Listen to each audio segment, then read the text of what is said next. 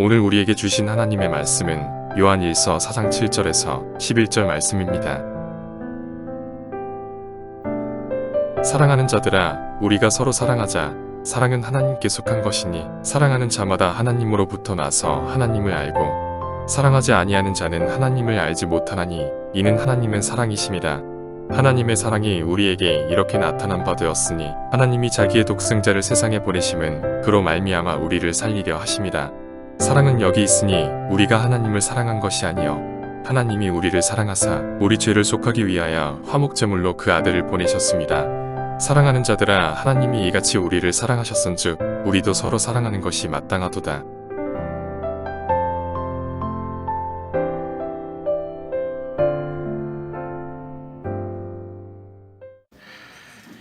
자, 이제 질문을 하나 낼 거고 질문에 맞추신 분은 제가 그 가족이 맛있게 치킨을 드시라고 제가 선물을 드리도록 하겠습니다. 자, 벌써 우리 꼬마 아이들은 수군대기 시작했는데요. 질문 나갑니다. 사람은 어떻게 해야 행복할까요?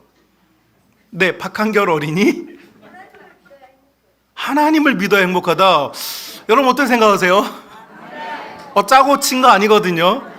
아, 그래요? 그 옆에 사람이 이산 어린이는 어떻게 생각하세요? 네? 웃어야 행복하다. 네 집 아들인지. 예. 어떻게 정답 처리할까요? 오답 처리할까요?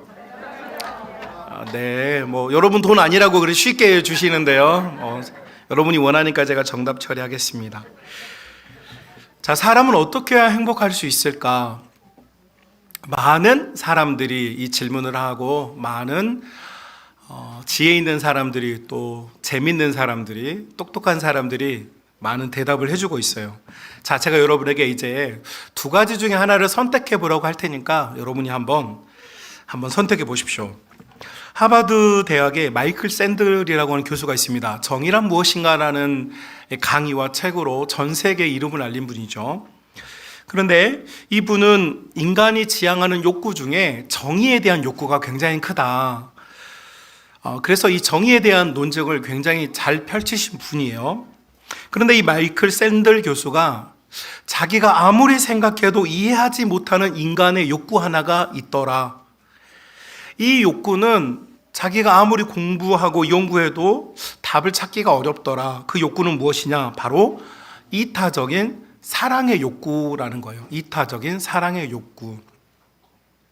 이타적인 사랑의 욕구라는 말은 한마디로 말하면 나 자신을 사랑하는 것도 중요하지만 사람은 본능적으로 다른 누군가를 사랑하는 것에 관심이 많다. 특별히 여러분 이제 전 세계 모든 이들이 알고 있는 사건이 하나 있는데 솔로몬의 재판이라는 사건, 여러분 혹시 들어보셨나요? 두 어머니가 한 아기를 데리고 와서 이 아기가 서로 자기의 아기라고 심하게 다투고 있어요. 서로 자기 아기라고 다투니까 솔로몬이 고민을 하다가 이런 결정을 내리죠. 그 아이를 반으로 갈라라. 그리고 반반씩 가져가라. 자, 솔로몬은 정의를 실현시키는, 둘 다 자기 아기라고 주장하니까 그러면 반반 가져가라. 이렇게 대답을 했어요. 여러분, 이때 진짜 어머니가 울면서 이 아기를 진짜 어머니가 아닌 가짜 엄마에게 내어주죠. 그러면서 이 아기가 생명을 잃는 것을 반대해요. 솔로몬의 재판에서 우리가 알 수 있는 것이 무엇이냐? 인간은 정의를 물론 원하지만 정의보다 앞선 이타적인 사랑에 대한 욕구가 모두가 있다라는 것이죠. 이것이 사람을 행복하게 하는 중요한 요소이다, 이렇게 말하기도 하고요. 반면에 여러분 이제 만들어진 신이라고 하는 책을 써서 세계적인 베스트셀러 작가가 된 리차드 도킨스라고 하는 분이 있어요. 이분이 이번에 또 새로운 책을 냈는데 이분이 낸 책의 이름이 뭐냐면 이기적 유전자라는 책이에요. 이 책에서 이 리차드 돈킨스는 호모 사피엔스, 현생하는 우리 인류죠. 현생하는 우리 인류가 성장 발전한 동기가 있는데 그것은 바로 이기적이었기 때문이다, 이렇게 변증을 하고 있어요. 다시 말하면 사람은 철저하게 이기적이기 때문에 이 사회가 발전을 했고 이기적이기 때문에 우리가 지금 생존하고 있다는 것이죠. 자, 여러분에게 제가 해외에 있는 두 분의 교수의 이름을 들어서 여러분에게 선택해 보라고 제안을 했습니다. 어떤 사람은 이타적인 헌신은 사랑적인 사랑이 있어야 행복하다고 말하고 어떤 사람은 이기적이어야 행복하다고 말하고 있어요. 여러분 생각하기에 여러분 이타적일 때 행복할까요? 이기적일 때 행복할까요? 여러분 어떻게 생각하세요? 남을 위할 때 행복할까요? 자기 자신을 돌볼 때 행복할까요? 남의 자신을 돌볼 때. 자, 우리가 읽은 성경이 사람이 언제 진정으로 행복해질 수 있는가에 대한 답을 주고 있습니다. 그 답은 오늘 성경에 우리가 함께 읽었죠. 그 답에 보니까 하나님께서 우리를 사랑하셨기 때문에 독생하셨던 당신의 아들 예수 그리스도를 주셨고 그 예수 그리스도를 믿는 자마다 누구든지 죄를 용서받고 구원의 길로 인도함을 받는다라고 하는 소위 말해서 인류에게 전해진 사랑 이야기를 우리에게 알려주고 있습니다. 그러면서 성경은 하나님께서 사랑의 본체이시다 이렇게 말하고 있어요. 여러분 우리가 이타적인 사랑 맞아요. 여러분은 아마 이기적인 것보다 남을 돌아보고 남과 함께 사랑하는 것을 더 원하는 선한 마음을 가지신 분들일 거예요. 자, 그런데 여러분 사랑하기로 결심하고 작정하는데 사랑이 잘 됩니까? 안 됩니까? 잘 안 되십니까? 제가 여러분 사랑을 좀 되게 강조하는 목회자잖아요. 제가 여러분 이렇게 설교하면서 가족 간에 또 사랑해야 된다 이렇게 이제 설교하고 나면 그날 저녁에 부부 간에 대화를 하다가 살짝 대화가 어긋나기 시작할 때 목사님이 사랑하라고 했으니까 우리 더 이상 다투지 말자 이렇게 말하면 자매들이 뭐라고 말하는 줄 아세요? 자매들이? 여기서 자매는 여성을 말하는 거죠. 여성들이 뭐라고 말하는 줄 아세요? 오빠 그거 진짜로 아는 거 맞아? 오빠 진짜 그거 알고 그렇게 대답하는 거 맞아? 이렇게 이제 질문하는 거예요. 그러면 오빠들이 하는 말 몰라. 알아. 그러면 자매들이 하는 말 뭘 알아? 이렇게 묻죠. 그럼 오빠들이 다 알아. 그러면 자매들은 뭘 또 다 아냐고 이렇게 해서 결국은 뭐 하느냐? 그날 밤에 전쟁이라는 게 나게 되어 있습니다. 수많은 사람들이 결심을 해요. 난 사랑해야지. 여러분 저희 이 교회에 젊은 엄마가 저에게 상담 요청을 했어요. 상담 요청을 한 내용은 아주 간단합니다. 이 아이 너무 소중하고 예쁜 아이인데 이 아이가 하는 말, 하는 행동 보면 너무 우라통이 터질 것 같아서 소리를 자꾸 지르게 된다는 거예요. 자, 나는 태어나서 우리 자녀에게 소리를 한 번도 안 질러봤다. 손. 우리 아이들 잘 들어봐봐. 꿈마을 킹스 얘들아 잘 들어봐봐. 너희는 태어나서 우리 엄마 아빠가 한 번도 소리 안 지르고 사랑스러운 내 아가들아 이렇게 하면서 난 살아왔다. 손. 2, 3.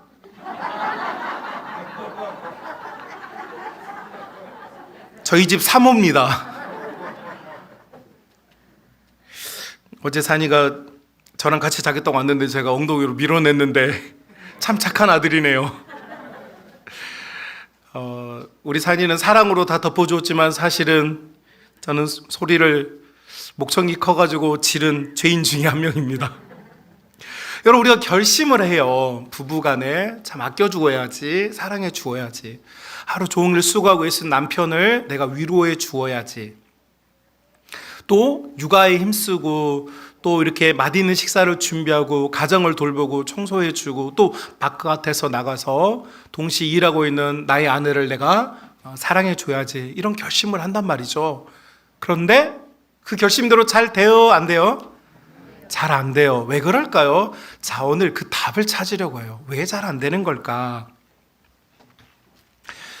여러분 하버드 대학에 로버트 웰딩어라고 하는 교수님이 계십니다. 이분은 하버드 의대 정신과 교수님이신데 이분이 행복이란 게 뭘까? 사람은 어떻게 하면 행복해질까라고 75년간 사람들을 추적했고 1938년부터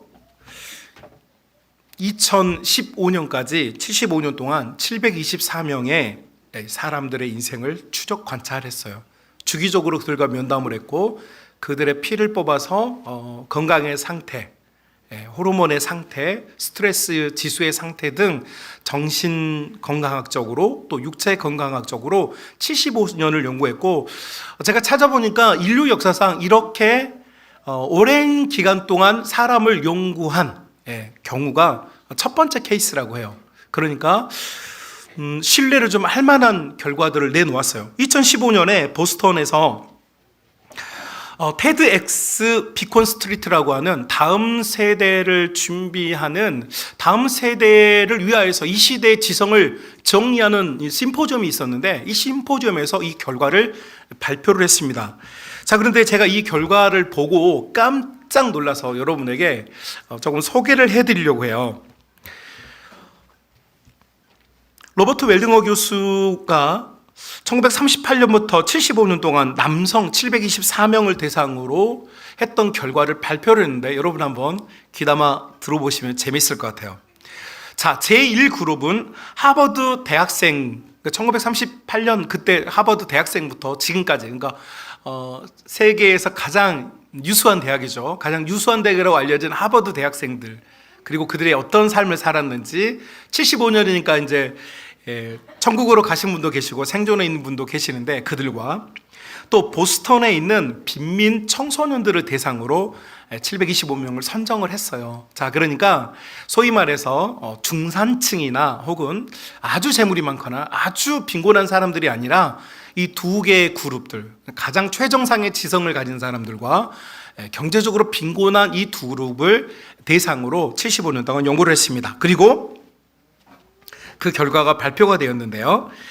몇 가지만 여러분에게 소개하면 이렇습니다. 인간을 행복하게 만드는 것은 사회적 관계이다. 아무리 부자여도 고립된 사람은 행복하지 않고 건강에도 악영향을 미친다. 가족이나 친구 등 사회적 관계가 좋은 사람이 행복감이 행복지수가 높았다. 다시 말하면 이기적인 사람은 행복감이 별로 없다. 이건 과학적으로 지금 증명을 시킨 거예요. 두 번째, 친구와의 우정은 넓이보다는 깊이가 중요한 것 같더라. 얕은 우정에 여러 사람을 알고 있는 것보다 오래되고 깊은 우정을 나누는 친구를 알고 있는 것이 훨씬 더 행복지수가 높더라. 세 번째, 인간관계가 두뇌에도 영향을 미치더라.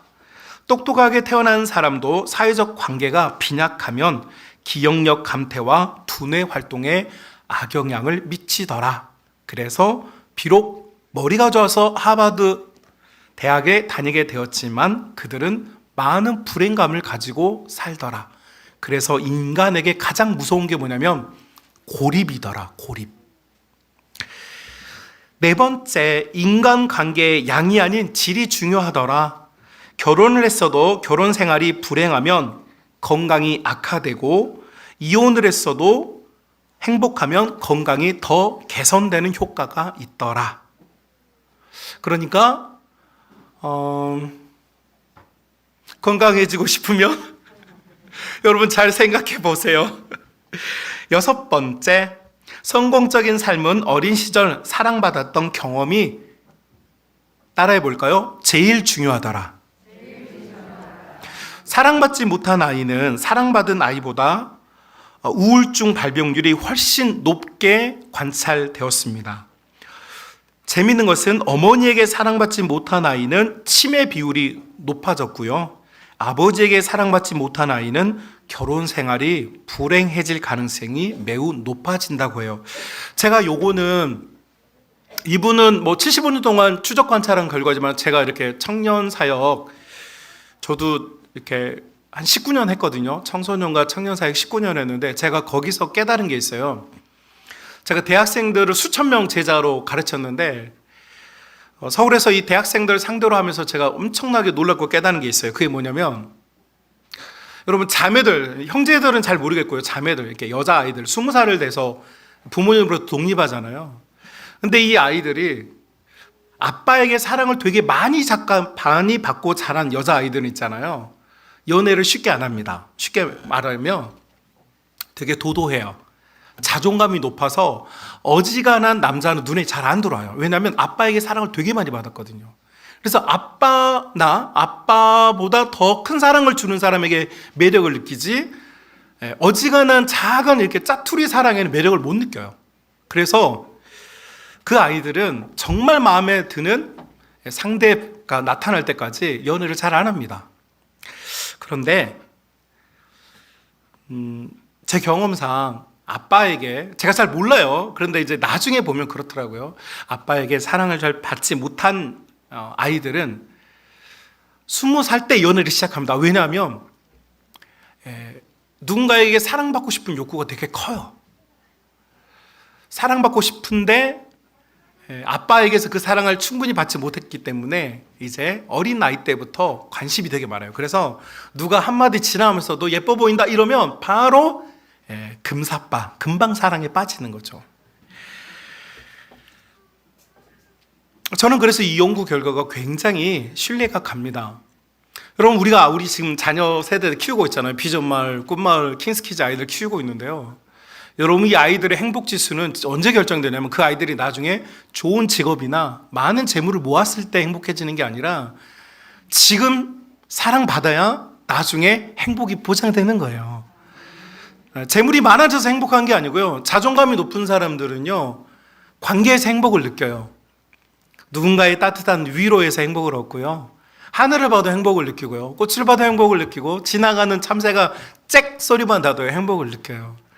그런데 사랑이 없는 사람들은 아무리 좋은 것이 많아도 행복감이 결여되어서 행복을 잘 발견을 못해요. 7번째, 이혼을 한 사람이라도 행복한 재혼 생활이 많다. 재혼자 중 다수는 재혼에 만족하고 재혼 기간이 수십 년으로 더욱 길어지는 경향이 많아지더라. 이제 미국 사회는 워낙 이게 결별하는 가정이 많잖아요. 그러니까 그런 사람들이 많았는데 한 번의 실패가 자기 인생의 낙오로 생각하는 성향이 있는 사람들은 계속 우울감을 느끼지만 좋은 배우자를 다시 만나서 좋은 가정 생활을 하면 이전보다 훨씬 더 행복한 행복 지수를 느끼더라라고 하는 결과가 발표가 됐어요. 8번째는 결혼을 망치는 가장 큰 요인은 뭘까요? 네, 미국 사회에서 보니까 술이라고 답을 하고 있어요. 불행한 결혼 생활을 한 사람의 다수가 알코올을 남용한 분들이라고 해요. 그래서 술이 있는 가정은 항상 불행이 찾아와요. 저도 자라면서 제가 지켜보면서 또 많은 청년들을 가르쳐 보면서 부모님이 음주를 하시면 자녀들이 자연스럽게 음주 문화를 배우고, 근데 음주를 또 적당히 하면 좋은데 음주가 적당히 안 되는 분들은 또 이제 음주 후에 가정에서 이렇게 폭력을 또 행사하고 폭언을 행사하게 되시는 경우가 더러 있는 것 같아요. 그러니까 그런 환경에서 자란 아이들은 그런 폭행이라든지 폭언에 노출돼 있다 보니까 자연스럽게 학습을 해요. 인간은 너무 놀랍게도요. 나 저거 안 해야지, 나 저 사람의 저런 내가 싫어하는 행동 안 해야지라고 계속 결심하면 결심할수록 따라해요. 그래서 인간은요, 나쁜 걸 보면 안 되고요, 항상 좋은 걸 봐야 해요. 좋은 걸 보고 좋은 걸 듣고 좋은 이야기를 들어야 사람은 아름다워지고 멋져지는 거예요. 그런데 가정을 파괴하는 가장 큰 요인이 미국 사회에서는 술이라고 해요. 우리 한국 사회는 어떨지 모르겠지만 저는 이 부분에 공감을 해요. 9번째, 행복한 결혼 생활의 비결은 서로에 대한 의지여더라. 행복한 기혼자일수록 상대 배우자에 대한 의지의 확률이 매우 높다고 해요. 배우자를 신뢰하는 게 아니에요. 여러분, 이거 굉장히 중요한 문제입니다. 저는 한국 사회에서 제가 많은 청년 가정들을 상담하면서 신뢰에 대한 이야기를 많이 하더라고요. 우리 신뢰가 깨졌다, 신뢰에 금이 갔다, 신뢰에 문제가 있다, 이런 이야기 많이 하는데요, 제가 여러분에게 한 가지 물어볼게요. 여러분은 정말로 그렇게 신뢰를 줄 만큼 그렇게 정말 대단하게 살고 계세요?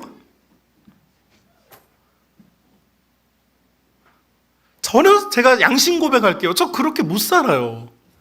그래서 나를 신뢰해달라, 내가 당신을 신뢰한다, 이런 이야기 사실 말하기가 부끄러워요. 신뢰라는 것, 우리가 많은 가정의 기초로 생각하지만 사실 신뢰라는 거 쉽지 않아요. 그런데 이 결과를 보니까 신뢰보다는 무엇이냐? 배우자에 대한 의지라는 거예요. 의지. 상대방을 의지하는 것, 상대방을 신뢰하는 거, 믿어주는 게 아니에요. 상대방에게 기대는 거죠. 여러분, 여기에 계신 분들은 익숙하지 않겠지만 제가 그 목동에서 사역할 때 목동 사거리에 곰달래길이라고는 엄청나게 유명한 유흥가가 있습니다. 유흥가 길이가 1.8km예요. 그러니까 얼마나 대단한 곳인지 알겠죠.